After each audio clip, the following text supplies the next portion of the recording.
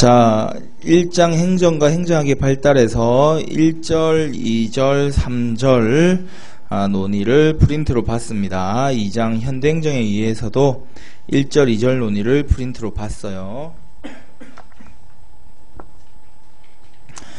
자, 오늘은 일단 프린트로 수업한 내용을 1교시 때 교과서에 해당 부분을 한번 확인해 보겠습니다. 1교시는 교과서 확인을 한번 하고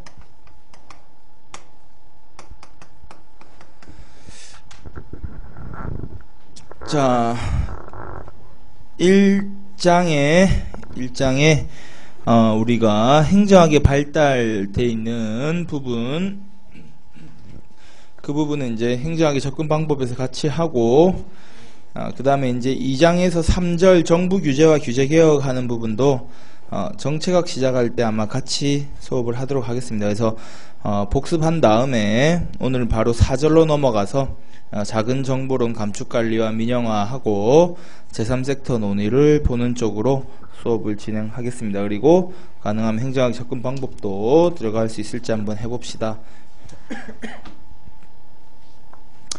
자, 교과서 넘어가서 22페이지로 가보면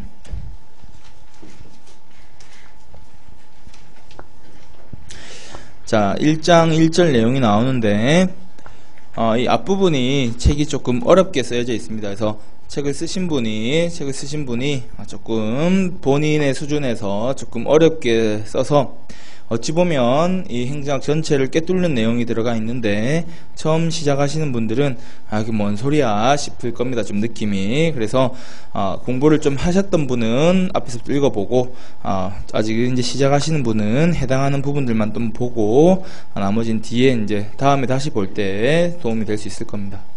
자, 행정의 의의부터 보면, 자, 광의의 행정은 어저께 우리가 넓은 의미의 행정이었죠. 행정과 경영을 포함하는 개념이죠. 그래서 광의의 행정은 조직 일반에 적용될 수 있는 관리 기술이다. 그래서 그게 공공조직이든 사조직, 사경영이든 간에 조직 일반에 적용될 수 있는 관리 기술이다. 이렇게 봤습니다. 그죠? 여기서 이제 밑으로 내려가서 협의의 행정으로 가면 우리는 행정을 공공행정, 퍼블릭 어드미니스트레이션 하고 사행정, 비즈니스 어드미니스트레이션으로 구분한 다음에 셋째 줄에 있는 것처럼 공행정은 이렇게 한정해 봅니다. 협의의 행정을 정의하면 정부 관료제를 중심으로 이루어지는 활동으로서 공익을 추구하기 위한 정부 또는 공공조직의 기능과 역할이다. 이렇게 볼 수 있을 겁니다. 그죠? 그래서 키워드는 정부 관료제를 중심으로 그리고 공익을 추구한다. 그죠? 그래서 협의의 행정 개념을 사익을 추구하는 이런 식으로 해서 너무 당연한 얘기인데 그게 틀린 지문이 찾아내는 문제도 있었습니다. 그죠? 이제 최근에 행정은 우리가 거버먼트, 그 정부가 아닌 거버넌스 개념으로 이해하게 되는데 그게 제일 밑으로 가면, 제일 밑에 보면 제반 사회 문제들을 해결하기 위한 정부와 시장 그리고 시민사회의 협력적 통치를 우리는 거버넌스라는 이름으로 최근에 이해하고 있습니다. 그죠?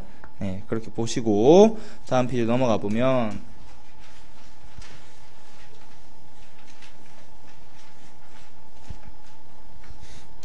아래에 이제 표가 하나 있는데 표를 우리는 봤습니다. 그죠? 절대주의 국가에서 근대 입법 국가로 현대 행정 국가로 신행정 국가로 이렇게 이어져 가는 과정을 봤습니다. 그죠? 자, 25페이지 가면 이런 절대주의 국가는 왕권 신수설이라는 신으로부터 왕의 권위와 권력이 부여되었다 라고 보는 왕권 신수설로부터 출발해서 이 왕권 신수설을 자신의 절대 군주의 권력을 유지하기 위해서 3번에 있는 이런 관료와 상비군 제도를 운영했다. 그죠? 이런 걸 운영하려니까 돈이 필요한데 농사 지어 가지고 세금 걷어서는 안 되니까 상공업을 육성했습니다. 그죠? 그래서 중상주의 정책을 펼쳤습니다. 그죠? 그러면서 일반 사회의 시민 위에 군림하면서 이렇게 수탈과 압제, 지시명령, 통제하는 행정이 이루어졌습니다. 그죠? 자, 뭐 이렇게 이해하면 세부 내용은 여러분 안 읽어보셔도 괜찮을 겁니다. 읽어보시면 이해하는 데 도움 될 거고. 자, 이런 수탈과 압제에 대한 저항으로 시민혁명의 결과 입법국가 시대가 열린다. 그래서 자유방임주의의 바탕을 둔 소극적 정부관이 펼쳐집니다. 그 두 번째 문단에 보면 이런 소극적 정부관이란 건 정부는 국방의 유지나 치안, 확립 혹은 국가 차원에서 대응해야 되는 외교 문제, 공공토목 사업이나 재정권 행사와 같은 사회 안정 기능만을 수행하는 걸 소극적 정부관이라고 봅니다. 그죠? 자, 이런 자유방임주의가 가능했던 건 아래 있는 이 고전학파 경제학에서 이론적인 뒷받침을 해줬다. 그래서 그 바로 아래줄에 있는 이 국부론이라는 책에서 아담 스미스라는 학자가 뭐라고 주장합니까? 그 문단에서 밑에서 세 번째 줄 가보면 시장기구라고 하는 보이지 않는 손에 의해서 국민경제 전반에 부와 번영을 이루게 될 거다 이렇게 얘기를 하니까 이런 시장기구라고 하는 가격이라고 하는 보이지 않는 손에 의해서 자원 배분이 이루어질 거니까 정부 너는 나서지 마라 라고 하는 국가사회 이원화가 이루어지는 거죠. 그죠? 다음 페이지 가보면 그런데 시장이 실패했습니다. 그죠? 세계 대공황이 터져버린 거다. 그죠? 그래서 세계 대공황의 문제를 해결하기 위해서 특히 여기 셋째 줄에 보시면 둘째 줄에 보시면 공급만 하면 거죠. 시장에 물건을 생산해서 공급만 해주면 스스로 수요가 창출될 거라고 봤었는데 공급이 스스로 수요를 창출한다고 봤던 이 세이의 법칙이라는 게 대공황을 계기로 설득력을 잃게 된다. 그죠? 그래서 대량 생산을 해놨더니 상품이 창고에 쌓이긴 하는데 팔리진 않는다. 그죠? 노동자는 해고되고 경기 악순환이 반복됩니다. 그래서 이런 문제를 해결하기 위해서 케인즈라는 사람이 수정 자본주의 이론을 제시합니다. 그죠? 그래서 케인즈 경제학은 그 문단 밑에서 두 번째 줄 가보면 정부가 이제 수요를 확대하는 재정 정책을 펴니다. 그죠? 그래서 구매력, 실제 유효 수요력이 중요하다. 이렇게 얘기하고, 그래서 프랭클린 루즈벨트 대통령은 그 밑에 줄에서 이런 케인즈의 주장을 받아들여서 뉴딜 정책이라고 하는 다양한 정부의 시장 개입을 통한 시장 실패 해결 정책들을 내놓게 됩니다. 자, 이를 통해서 시장이 완전하지 않으니 시장에서 발생한 문제를 해결하기 위한 정부의 힘이 강화되고 결국 정부 기능이 확대됩니다. 자, 그렇게 했는데 완전할 줄 알았던 정부도 문제가 있더라. 그 밑으로 내려가 보니까 이제 신행정 국가 시대가 열리게 되는데 정부 실패, 그래서 1970년대에 두 차례 석유 파동을 겪으면서 정부에 의한 자원 배분도 효율적이지 못함을 인식하게 됩니다. 그리고 케인즈 경제학 문단에서 밑에서 두 번째 줄 가보면 실업이 늘어나고 있어 경기가 문제가 되는데 동시에 인플레이션이 발생한다. 보통 실업과 물가 상승률은 반대 관계 있어야 되는데 그죠? 실업률이 늘어나면 그만큼 경기 침체니까 수요력이 떨어졌으니까 물가는 내려가야 맞는데 실업이 증가하는데 물가도 따라서 올라가서 기존의 케인즈 경제학으로 해결할 수 없는 상황을 불황 속의 물가 상승이라고 해서 스태그플레이션이라는 표현을 하게 됩니다. 그죠? 이런 상황이 생기면서 더 이상 기존 케인즈 경제학으로는 해결할 수 없는 문제들이 튀어나오게 됩니다.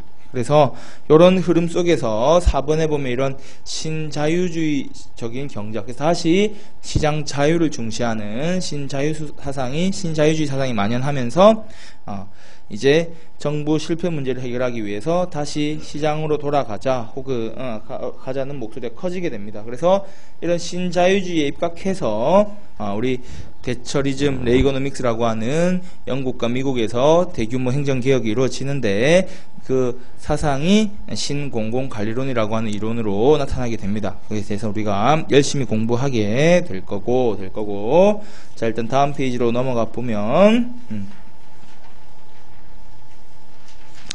자, 정부와 시장, 시민사회 관계 이렇게 나옵니다. 그죠? 그래서 시장은 한마디로 얘기하면 여기 두 번째 동그라미에 시장의 작동 원리 되어 있는데 거기 두 번째 문단에 보면 시장을 작동시키는 기본 원리는 뭐라고요? 가격과 경쟁이다. 그죠? 그래서 자유롭게 경쟁하고 그 경쟁 과정에서 형성되는 균형 가격, 그 가격에 의해 자원 배분이 이루어진다. 그래서 우리가 완전 경쟁 시장 설명하면서 완전 경쟁 시장이 성립되려면 배제성이라는 조건이 충족돼야 된다. 근데 배제성이 충족되지 않고 가격을 매개하지 않고 거래가 이루어지는 공공재의 존재라든지 외부 효과 얘기를 하면서 그게 시장 실패 원인이 된다라고 얘기했죠. 그죠? 왜?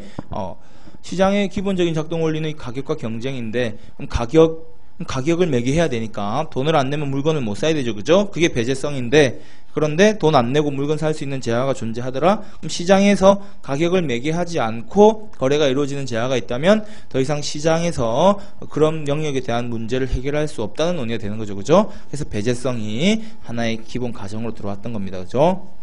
정부는 어떻습니까? 2번 정부의 작동 원리 아래로 내려가 보니까 정부는 계층제를 바탕으로 한다. 그래서 이 계층제라는 게 29페이지에 있는 그런 가운데 삼각형 모양 생각하면 될 겁니다. 그죠? 그래서 최고 정책 결정권자가 삼각형 모양이 제일 꼭대기에 앉아 있고, 그죠? 이런 수직적인 통제가 이루어지는 구조를 우리는 계층제적 구조라고 할 겁니다. 그죠? 그래서 우리는 9급, 8급, 7급, 6급, 5급 이렇게 1급까지 그 위에 차관, 장관도 있고 대통령도 있는 이런 피라미드형 조직 구조에 들어가서 우리는 일을 하게 될 겁니다. 그죠?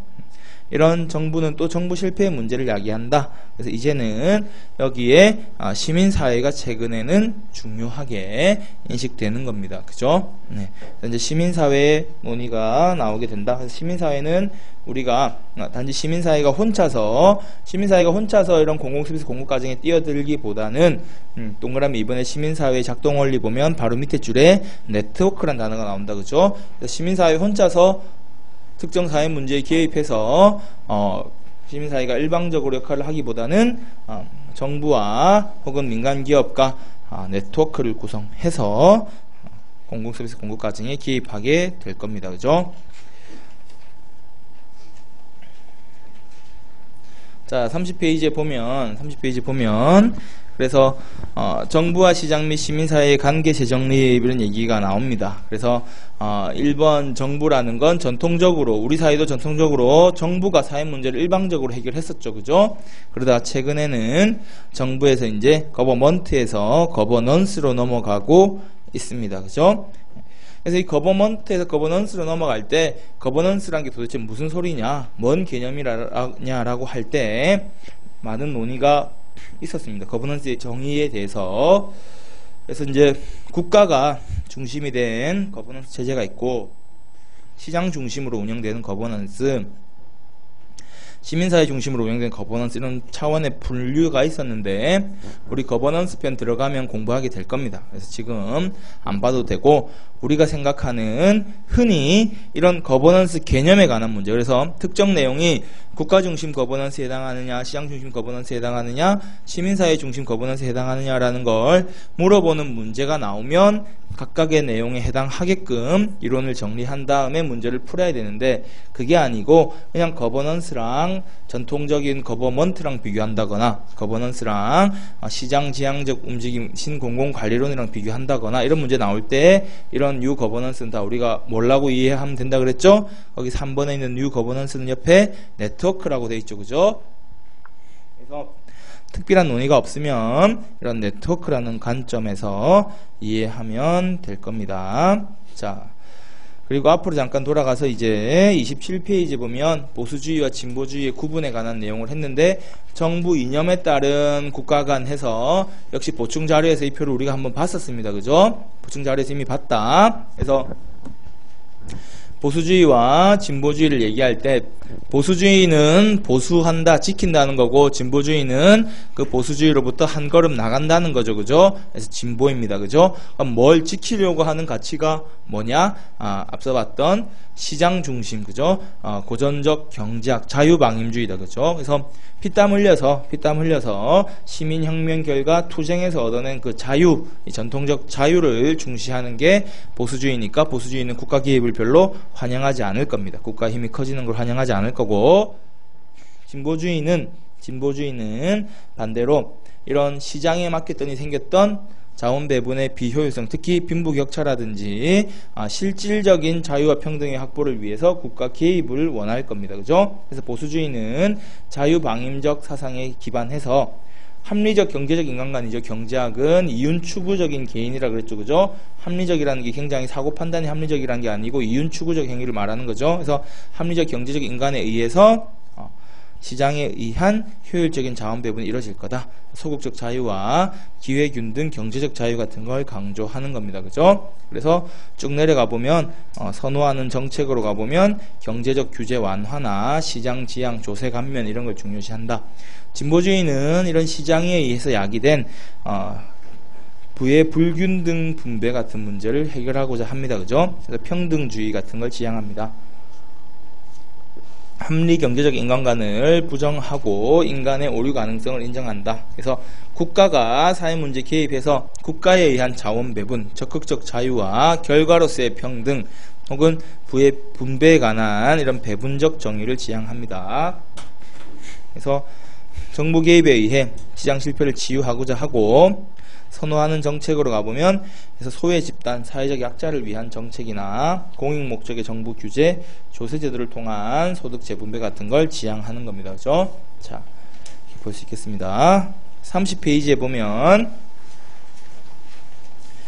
정부 기능 재정립이라는 논의가 나오고 있습니다. 그래서 이 논의는 자, 우리가 다음 시간에 바로 곧 볼 겁니다. 그래서 일단 생략을 하고 32페이지에 있는 정부 운영 시스템의 변화도 우리가 여러분 이제 이해 차원에서 최근에 정부 운영 시스템이 전통적인 우리 정부, 전통적인 기존에 우리 사회에서도 정부가 일방적으로 역할을 하던 거에 비해서 이렇게 변해간다라고 보면 되고, 여기 나와 있는 시장적 정부, 참여적 정부, 신축적 정부, 탈외부 규제 정부라고 하는 건 가히 피터스라는 학자가 제시한 이 정부 모형의 변화인데, 역시 거버넌스론 가면 이 부분을 바짝 암기를 하면서 공부하게 될 겁니다.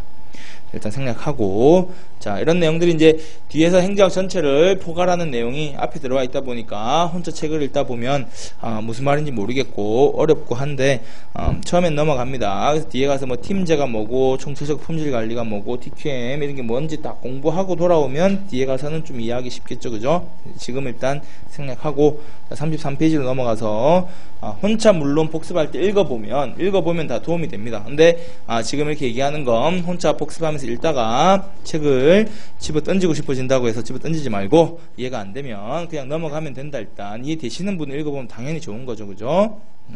33페이지 행정의 변수 이렇게 나오는데, 행정은 이렇게 행정을 둘러싸고 있는 행정 환경과의 관계 속에서 이제 존재하는 거죠. 그죠? 자, 이 내용 또한 한번 읽어보십시오. 그래서 행정 환경이 변화하고 있다. 행정이 공간적, 조직적, 사회 권력적으로 둘러싼 환경이 변한다. 특히 이제 최근에는 이 개방화, 세계화, 그죠? 세계는 넓고 할 일은 많다. 이런 얘기. 우리 개방화, 세계화를 의미하는 거죠. 그죠? 한편으로는 지방화, 그래서 지방정부의 중요성, 그죠? 지방자치가 활성화되고 있습니다. 정보통신기술의 발달은 사회의 정보화를 가속하고 시민사회의 성숙과 민주화는 다양한 참여와 함께 우리 국민의 행정에 대한 요구 목소리를 크게 합니다. 우리 언제 박정희 전두환 시절의 행정에 대해서 요구할 수 있겠습니까? 국가가 해주면 고맙고 은혜로운 거였죠. 그죠? 근데 이제는 적극적으로 나서가지고 정부 정책에 문제가 있으면 많은 반론과 이의 제기가 이루어지는 거죠. 그죠? 이런 시민의 가치관 변화도 행정을 둘러싼 환경 변화의 특징이 될 겁니다. 그죠? 수요자 중심의 사회가. 행정의 사회문화적 환경도 읽어보시면 인구 구조가 변하고 생활 서비스 요구에 대한 대응 등등이 다 바뀌고 있다. 그래서 이런 거는 어렵지 않게 여러분이 한번 읽어봐 주시면 되겠습니다. 행정이 수행하는 기능과 관련해서 소극적으로는 사회 질서 유지 기능. 그래서 소극적으로는 이런 거는 이제 우리 근대 입법국가에서도 강조됐던 질서 유지 치안이나 국방 같은 기능을 소극적으로 한다. 이 소극적이라고 하는 건 사회 안정 적극적인 사회 변화를 이끌어 나가는 게 아니라 국방 치안 같은 질서 유지에 국한된다. 적극적 기능은 반대로 행정이 사회를 적극적으로 변화시켜 나가는 걸 의미하는 겁니다. 그죠? 그래서 케이든이라는 사람은 행정의 기능을 이렇게 고전학파 경제학 아담 스미스 같은 사람이 봤던 사회 안정 기능이 있고 우리나라가 개발 연대기 때 적극적으로 경제 성장해야 되니까 혹은 IMF 때 뭡니까 금모으기 운동 이런 거 있죠. IMF 때 금모으기 운동 이런 것들은 행정이 적극적으로 국민을 형성해 나간 거죠. 그죠?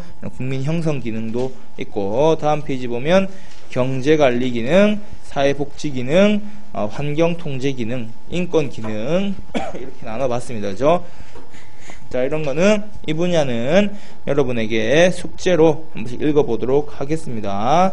그래서 법과 질서 유지 기능을 누가 수행하는지, 국방외교 기능을 이런 것들 읽어보시고 여러분에게 과제로 넘기겠습니다. 읽어보시면 될 것 같습니다. 특별히 어려운 내용이 없고, 자, 시험하고도 사실 직접적인 관계를 뭐 얘기하긴 그렇고 37페이지 가서 이제 행정의 의의를 보면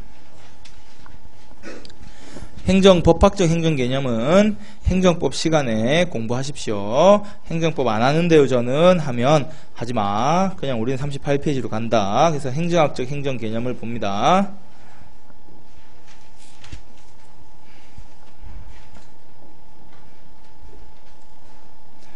자, 행정학적 행정 개념에서 지금부터 볼 내용이 어차피 행정학 이론 가면 또 나오지만 우리는 여기서 한번 봅시다. 자,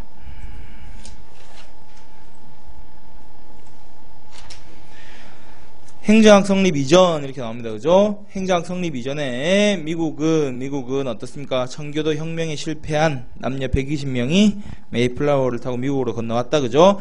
이때는 군주도 없고 국왕도 없고 주인 없는 넓은 땅덩어리에서 자유롭게 살아가고자 하는 이상형을 실천하게 됩니다. 그죠? 그래서 건국 이념인 자유와 평등 의식에 기반해서 나라의 털을 닦고자 하는데 딱히 연방정부에 대한 개념 없었어. 그래서 처음 어저께 뭐라 그랬죠? 그냥 넘어와서 자기들끼리 마을을 만들어서 그죠? 자치가 중심이었던 거예요. 그죠? 그래서 우리 영국에서 온 사람끼리 우리 풍습에 맞게끔 살아가는 거고 이탈리아에서 온 사람 그 사람들끼리 풍습에 맞춰서 살아가는 거고 스웨덴에서 온 사람 그 사람끼리 맞춰서 주인 없는 땅에서 편하게들 살아갔다. 그죠? 그러다가 이번에 보면 제일 밑에 줄로 내려가 보면 1776년에 이제 자꾸 영국에서 너네 우리 식민지잖아 이러면서 자꾸 세금을 부과합니다. 너네 우리 식민지잖아 하면서 자꾸 세금을 부과하는데 세금을 내다 보니까 짜증이 나는 거야. 미국의 입장에서도. 그래서 대표 없이는 가세 없다. 이 말은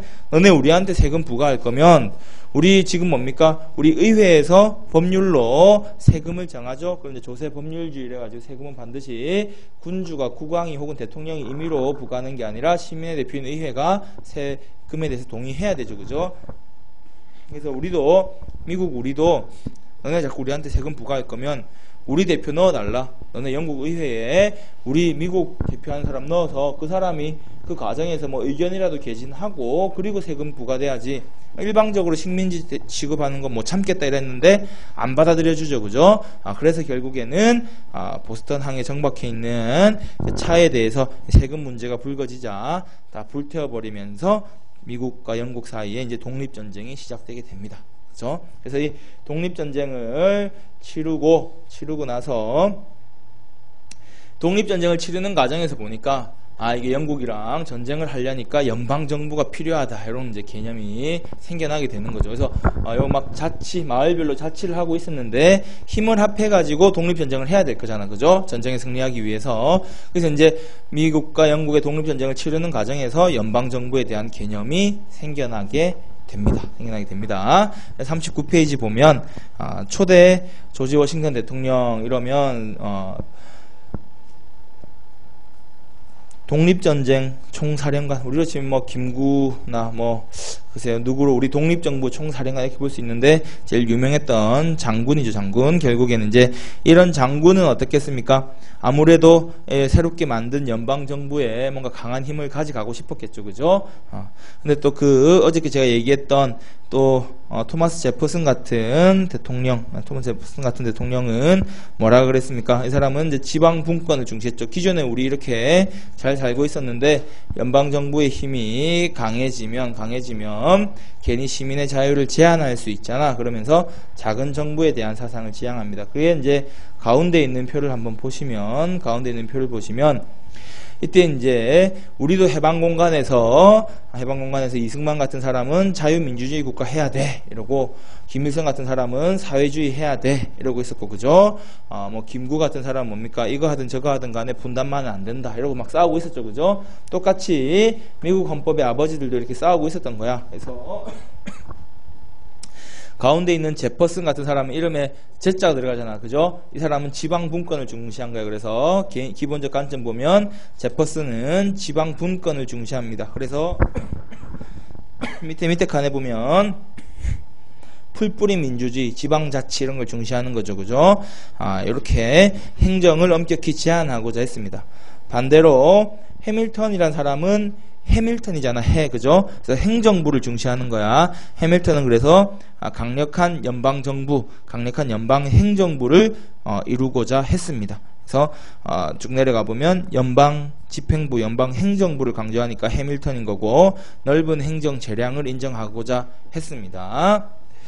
그 끝에 있는 이제 메디슨이라는 사람은 영어로 이렇게 미디움, 이게 발음 비슷하죠. 그죠? 메디슨이라는 사람은 중간인 거예요. 미디움이 우리 중간이죠. 그죠? 그래서 여러 이익 집단의 요구의 중간에서 균형을 잡는 정부 역할을 중시했습니다. 그래서 미국 사회 같은 경우에는 지금도 이익 집단 사회라고 우리가 표현하게 되는데, 미국 같은 경우에 이렇게 그냥 자치를 하면서 잘 살아왔던 거잖아. 그죠? 이러다 이제 영국이랑 독립전쟁 하면서 이들을 묶어줄 강력한 연방정부의 구성이 필요해졌는데, 이 연방정부의 행정부에 강력한 권한을 부여하자 해밀턴이고, 그죠? 기존에 우리 각자 이렇게 마을 단위로 지방자치하면서 잘 살아왔는데 괜히 연방정부라고 만들었다가 얘들이 절대군주처럼 강하게 지배하기 시작하면 우리 자유권리가 제한될 수 있잖아. 그러니까 그냥 지방분권 그걸 중시하고 연방정부의 힘은 좀 줄여서 가자라는 게 지방분권을 중시하는 이 제퍼슨이라는 사람의 사상인 거고, 메디슨 같은 경우에는 이런 사회를 구성해서 살아갈 때 다양한 이익 집단들 간의 합의와 조정을 통해서 정책 결정이 이루어지니 그런 견제와 균형 원리, 이익 집단의 요구 사이에서 중립적 입장을 지킬 수 있는 정부, 이런 걸 중시하는 게 메디슨입니다. 그래서 해밀턴은 행정부, 제퍼슨 지방, 메디슨은 미디움이 가운데니까 견제와 균형을 강조했다. 이렇게 키워드를 이해하고 지문들을 보면 문제가 다 풀릴 겁니다. 39페이지 오른쪽 밑에 기출문제 보면 미국의 규범적 관료제 모형 중 지방분권이니까 제퍼슨이죠. 그죠? 지방분권을 강조했으니까 제퍼슨입니다. 이렇게 보면 됩니다. 자, 이런 과정에서 그 표 위에 이제 위에 한 단락 있고, 그 한 단락 위에 보면 이제 4년 임기법 이런 게 나옵니다. 그죠? 그래서 그 위에 보면 토마스 제퍼슨 대통령은 이전에 연방을 강조했던 워싱턴 대통령이 임명했던 공직의 25%를 지방분권주의자 자기 사람으로 바꿔버렸고, 그 다음에 오데 먼로 대통령은 아예 4년 임기법 이래가지고 공무원 임기를 대통령 임기와 일치시켜버렸다. 그래서 대통령 바뀌면 공무원을 다 갈아치울 수 있게끔, 이런 사상들을 뭐라 그랬죠? 공직을 정치라고 하는 선거라고 하는 정치적 싸움에서의 전리품으로 인식했다. 그죠? 그래서 스포일 시스템, 역관주의라고 우리가 불렀다. 그죠? 그래서 행정에서 대표성과 책임성을 중시하는 게 역관주의다. 왜? 대통령이 바뀌면 공무원도 다 바뀐다. 그죠? 그래서 우리가 지금 이번에 투표한 우리의 대표가 박근혜다. 이런 박근혜 사람들로 공무원을 다 바꿔버린다. 이 대표성을 갖추는 거죠. 지난 정권이 일을 못했다. 그럼 정권을 바꿔버린다. 책임성을 중시하는 겁니다. 그죠? 자, 쭉 밑에 내려가면 이제 잭슨은 엽관주의를 처음으로 도입한 건 아니지만 엽관주의를 국가의 공식적인 인사정책으로 채택하겠다라고 공식화했습니다. 그죠? 다음 페이지 넘어가면 이 엽관주의가 가능했던 건 공직이 하는 일이 별로 없을 때였다. 그죠? 행정의 아마추어리즘에서는 별 문제가 안 되는데 산업혁명 이후에 산업사회가 고도화됨에 따라서 엽관주의의 한계가 계속 노정된다. 그죠? 엽관주의는 부패하게 되고 산업혁명 이후 산업사회가 가속화되면서 해결해야 될 정부 역할은 점점 커져갑니다. 그죠? 그래서 그 산업혁명과 남북전쟁에서 마지막 단락을 보면 공무원은 계속 정치 개입하고 부패하게 되고 공직에 자기 사람 채우기를 위해서 자꾸 필요 없는 자리를 증설하게 되고 공무원은 짧게 대통령 바뀔 때마다 자꾸 바뀌니까 행정 정책이 안정성이나 일관성이 없다. 그죠? 안정성과 일관성의 침해가 생깁니다. 이런 상황 속에서 이제 행정의 전문성과 능률성에 대한 목소리가 커져가게 되는데 그게 바로 이 실적주의 확립 과정으로 보일 수 있습니다. 그죠? 그래서 그 밑에 줄 보면 가필드 대통령이 암살되면서 더 이런 진보주의 정치개혁 운동이 더 커지게 된다. 그죠? 그래서 1883년에 실적주의 임용 제도를 규정한 펜들턴법이라는 게 통과되게 됩니다. 펜들턴이라는 의원이 법을 발의했다고 해서 펜들턴법인데 핵심은 뭐다?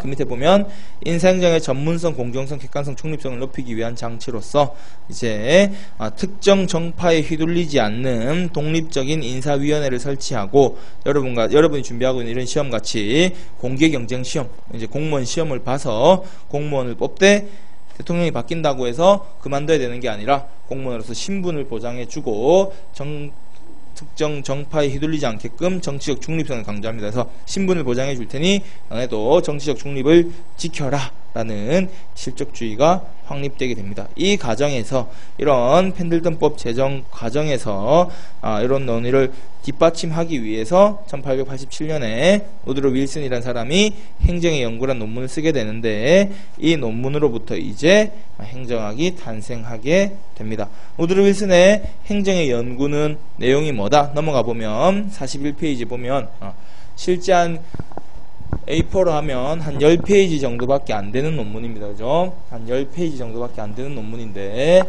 번역하기는 굉장히 까다롭습니다. 옛날 구어체로 돼 있어가지고 나는 뭐 번역하다가 그냥 안 했는데 우드로 윌슨의 행정에 대한 관점 이런 거 보면 행정의 개념은 뭐라고요? 행정은 이제 정치에 예속되어 있는 게 아니라 비즈니스라고 봤죠? 행정은 비즈니스다, 사무의 한 분야이다 이렇게 봤습니다. 그죠? 그래서 행정 연구를 해서 행정의 능률성을 제고시켜야 한다 라고 얘기하면서 3번 가면 뭡니까? 독일과 프랑스의 기존에 있던 행정학 연구를 배워오자. 왜? 우리는 과거에 행정이 정치에 예속되어 있었기 때문에 행정학이라는 게 딱히 없었죠. 배워올 게 없었기 때문에 유럽에서 먼저 발달한 행정체제를 배워오자 라는 이야기를 했습니다. 그죠? 자, 이 행정 연구가 독자적으로 시험에 나온 거는 지문으로 하나에 등장하는 내용은 맞는데 행정의 연구에 대한 독자적인 이렇게 시험 문제 나왔던 거는 41페이지에 있는 날개주의 문제를 한번 봅시다. 그래서 유럽 국가의 행정을 참고하기보다는 미국의 독창적 행정 이론 이렇게 얘기했는데 유럽 국가에서 행정 이론을 배워오라 했죠. 왜? 미국에서는 엽관주의 하에서 행정학이라는 게 딱히 없었으니까. 그죠? 다만 그 왼쪽에 다시 본문으로 들어오면 표 바로 위에 문단 보면 우드로 윌슨은 이런 얘기를 했다. 그죠? 행정을 수단으로 간주하는 정책적 이론 입장에 속하며 하는 그 사이에 뭐라 했습니까? 강도에게서 칼 가는 방법을 배울 수 있으나 칼 가는 목적을 배워서는 안 된다. 이게 뭡니까? 이런 행정, 그래서 정책 집행 수단으로서 행정에 대한 내용을 배워오는 거지 그 위에 존재하는 정치 체제에 대해서는 우리가 낫다라는 얘기를 한 거죠. 그죠? 우리는 군주제를 경험하지 않고 자유주의에 입각한 국가를 이루었는데 유럽에서는 군주제에 의해서 시민사회에 대한 제약이 많았던 거죠. 그래서 정치는 배우지 말고 행정만 배우자 이런 얘기를 했습니다. 그죠? 그래서 2번 보면 행정 부패 방지를 위해서 정치를 행정으로부터 격리시키고 펜들턴법 제정 과정에서 이론적 뒷받침을 시도했다. 행정은 경영과 같은 걸로 보고 정치 영역 밖에 있다고 하면서 행정의 경영화를 주장한 거죠. 그죠? 네, 그렇게 문제까지 풀어볼 수 있을 겁니다. 자, 그렇게 탄생한 행정의 개념을 어떻게 바라볼 거냐? 행정의 개념을 어떻게 바라볼 거냐 관련해서 42페이지부터 나온 내용도 우리가 어제 본 겁니다. 그죠? 자, 처음에 이렇게 등장한 행정의 개념은 내부 관리 기술로 이해했다. 그죠? 행정관리설은 행정이란 경영과 같은 거다. 그래서 어떻게 목적이나 생산품의 차이는 있지만 조직, 인사, 재무를 관리하는 조직 내부 관리 기술로 볼 때 둘이 동일하다 이렇게 봤던 거잖아. 그죠? 그러니 발달된 민간 경영기법을 도입할 수 있다 이렇게 본 거죠. 그래서 행정관리설은 내부 관리 기술로서 행정을 바라봤기 때문에 기술적 행정학이다 이렇게 이름을 붙일 수가 있을 겁니다. 그죠? 제도 배경은 엽관주의 폐해를 극복하고자 했고 민간에서 발달한 이런 과학적 관리론을 행정에 도입하고 싶었던 겁니다. 그죠? 그래서 특징으로 가보면 기술적 내부 관리 기술적 행정학이고 내부 관리 기술로서의 행정학, 정치와 행정을 서로 구분짓고 행정은 오히려 공행정은 사행정과 경영과 비슷한 거다라고 보면서 조직 내부 관리에 있어서 능률성을 지향했습니다. 그죠? 그래서 원리 접근법이라고 하는 학자들은 이 행정 능률성 향상을 위한 조직 구조 설계 원리 중심으로 연구를 했고 이런 관점은 합리 경제적 인간관에 따라서 인간에게 조직 능률성 향상을 위해서 경제적 유인책을 피는 겁니다. 그죠? 돈을 좀 더 주면 더 열심히 일한다. 왜? 민간 경영기법이 그런 거잖아요. 그죠? 그래서 민간 경영기법을 그대로 활용하는 거니까 과학적 관리론에 입각해서 차별적 성과급제 이런 걸 통한 기계적 능률성 확보에 중시하게 됩니다. 자, 대표적인 학자로 우드로 윌슨은 행정의 연구란 논문을 써냈고, 그죠? 굿나우라는 사람은 정치는 국가 의사를 결정하는 거면 행정은 그런 국가 의사를 단지 집행하는 거다 이런 이야기를 하고 있고, 화이트라는 사람이 처음으로 최초의 행정학 교과서를 썼습니다. 그죠? 그렇게 볼 수 있을 거고, 나머지도 한번 보십시오. 자, 통치기능설은 1930년대 경제공황을 극복하는 과정에서 행정국가 경향이 확대 강화되면서 이게 이전처럼 정책을 결정하면 행정은 그대로 집행만 하면 된다 이런 관점에서 문제 해결이 안 된다. 그러니 행정이 경제공황 극복을 위해서 적극적으로 시장 문제 개입하고 어떤 정책을 도입할지 의사결정을 해야 된다는 관점입니다. 그죠? 그래서 두 번째 문단으로 가보면 끝에 행정이 정책의 구체화뿐만 아니라 적극적으로 정책 결정 기능이나 입법 기능까지 담당해야 된다라고 하면서 정치행정 이론론 관점에 서 있고, 대표적으로 디목이나 애플비 같은 사람이 있습니다. 그죠?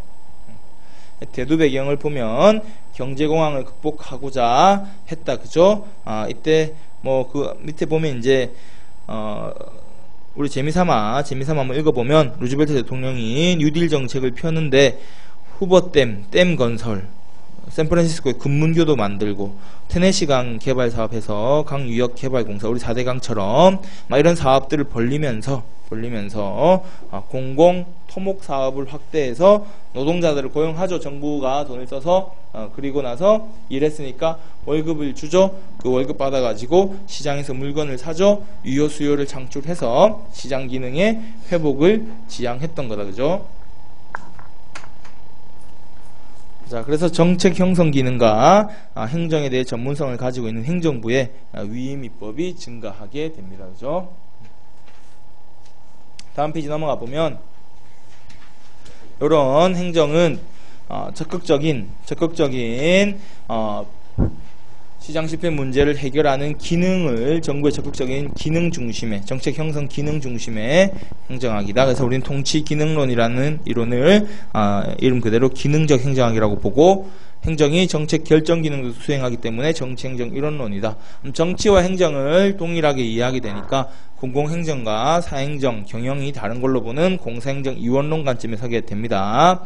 이 시기에는 과학적 관리론을 극복하고 인간관계론이라는 논의가 펼쳐지는데, 인간관계론이 뭔지는 뒤에 가서 보게 되고, 그 인간관계론에서는 과학적 관리론이 가졌던 기계적 능률성을 비판하면서 사회적 능률성이라는 걸 중시하게 됩니다. 그래서 이 시기에 통치기능론자였던 디목이라는 사람이 이 사회적 능률성을 인간관계론 입장에서 중시하게 되니까 통치기능론은 사회적 능률성을 특징으로 한다, 이런 이야기를 하게 됩니다.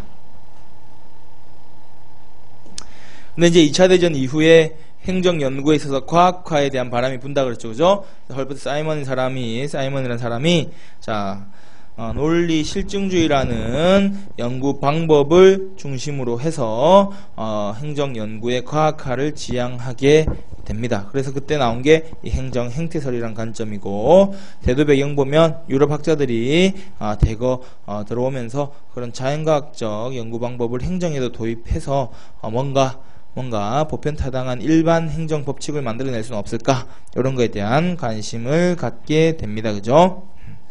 자, 그래서 45페이지 가면 특징으로 이번에 있는 이런 과학적 연구, 그 밑에 줄에 있는 엄격한 논리 실증주의, 이 자연과학적 방법론을 차용해서 객관적 연구를 하다 보니까 아직 뭐라 그랬죠? 가치와 사실을 구분하게 됩니다. 그 밑에 줄에 보면 정치행정 신이원론 되어 있는데, 가치와 사실을 구분해서 가치 판단도 있다, 정책 결정에 관한 가치 판단도 행정학에 존재한다. 그런데 그걸 연구해 가지고는 보편타당한 일반 법칙을 만들 수가 없으니 우리는 사실의 연구에 집중하겠다라는 게 이 정치행정 신이원론 입장입니다. 그죠? 그래서 행정을 의사결정 과정의 중심으로 본다 해서 공사행정 다시 신이원론 관점으로 들어갑니다. 그죠?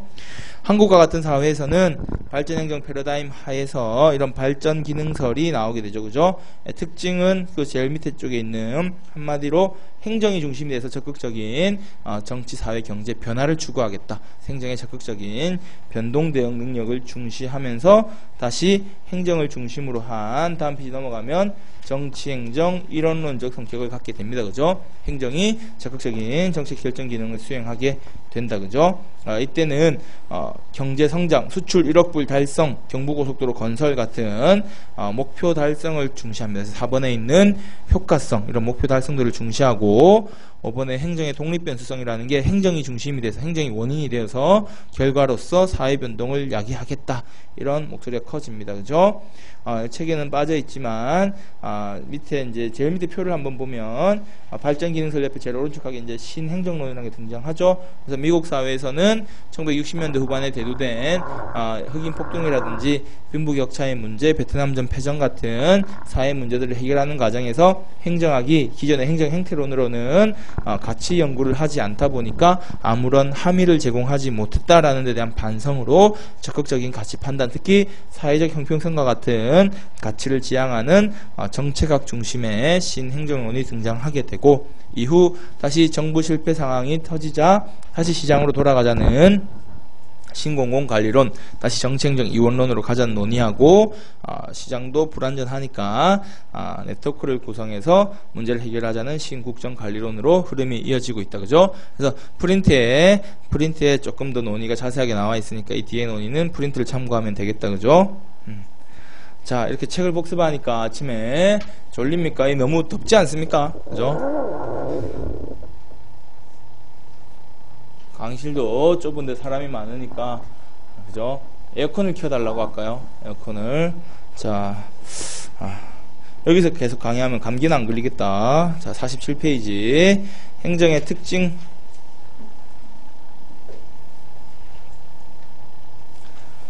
자, 프레데릭슨이라는 사람은 행정의 특징을 구분하면서 행정의 공공적 성격을 가진다라고 하면서 그 공공적 성격을 이렇게 차원을 분류해 본 거야. 그래서 공공적이다는 표현이 도대체 뭔가? 일반 공공, 여러 대중이 참여하면 공공인가? 도대체 공공이란 개념이 뭔가? 공공성, 퍼블릭이라고 하는 개념이 도대체 뭔가라고 하는 거에 대해서 자기 혼자 이렇게 개념을 5차원으로 나눠 본 거야. 그래서 미국 사회에서는 다양한 이익 집단의 요구에 부응하는 게 정부의 역할이다. 아까 메디슨이라는 사람이 이렇게 봤죠. 그죠? 이런 전통에서 보면 이익 집단이 원하는 이익, 그런 게 공공이다 이렇게 볼 수도 있을 거고, 시장 경제를 중심으로 보는 합리적 선택자 이렇게 되면, 자, 합리적 선택이 뭐죠? 가격 기구에 의해서 내 이윤 추구에 따라서 내한테 가장 이익이 되는 방식으로 의사결정을 한다. 이런 합리적 선택, 이런 건 다 경제학적 접근을 의미하는 겁니다. 그죠? 이런 관점에서 보면 나한테 혹은 공동체의 이익을 중심으로 이익이 되는 게 결국 공공적인 거 아니냐. 그래서 공리주의 관점 이렇게 보면 될 것 같고요. 그다음에 이제 대표자로서의 공공이란 건 우리 대의민주주의 사상에 기반해 있죠. 우리 여러분 한 명 한 명이 지금 다 정치하려고 할 수는 없잖아. 우리가 생업에 종사해야 되니까 우리는 직업 정치가가 아니라 우리 삶에 열심히 집중하고, 우리를 대표해서 돈 받고 정치하는 직업 정치가들이 있죠. 그죠? 월급 받고 일하는 국회의원이나 이런 정치가들이 우리를 대신해서 의회를 구성해서 민주주의 체제를 유지하고 있으니 우리는 이걸 대의민주주의라고 하잖아. 그죠? 법과 정치 시간에 여러분 배울 겁니다. 그래서 이 대의민주주의에서 우리의 대표인 의회 입법가들이 제정한 그 법에 의해 질서가 유지되는 게 공공적인 거다라고 보는 관점도 있을 거다. 그죠? 그리고 고객으로서 일반 공공행정 서비스의 고객으로서 공공성을 인식할 수도 있을 거다. 시험에서 중요한 건 뭐겠습니까? 5번에 있는 시민으로서의 공공이다. 왜? 우리는 주인이잖아. 그죠? 우리는 고객이 아니라 주권자입니다. 주권자. 그래서 특히 이 최근에 뉴 거버넌스라고 나오죠. 마지막 줄에. 이런 뉴 거버넌스에서 시민사회 참여를 통해서 공공 문제에 대한 의사결정이 이루어진다. 그래서 공공성이 있다라는 건 결국 시민으로서의 공공 개념을 의미하는 거다. 이렇게 보면 될 거고, 나머지 공익적 성격, 형식적 성격 등등은 한번 읽어보시기 바랍니다. 자, 행정의 위상, 행정, 정치, 경영의 관계에 대해서 또 쭉 나오는데 반복되는 거야. 사실은 49페이지 밑에 다시 기술적 행정학은 정치행정 이원론에 또 얘기를 하고 있고, 50페이지 보면 다시 기능적 행정학이 정치행정 이론론에 있던 얘기를 또 하고 있는 거야. 그죠? 근데 앞에서 우리 봤잖아. 그지? 그러니까 또 보면 졸리잖아. 그지? 또 보면 졸리고 나도 목 아프니까 이 부분은 우리가 생략하겠습니다. 생략하고 52페이지 행정과 경영의 관계 논의로 넘어갈 건데, 잠깐 쉬었다가 행정과 경영의 관계, 행정과 경영의 상대화 본 다음에 다음 진도 나가도록 하겠습니다. 10분 쉬었다가 하고요. 제가 지금 올라가가지고 데스크에다가 파일을 하나 보낼 텐데 그거 출력해서 제가 갖고 들어오겠습니다. 한 10분 정도 좀 쉬었다가 하겠습니다.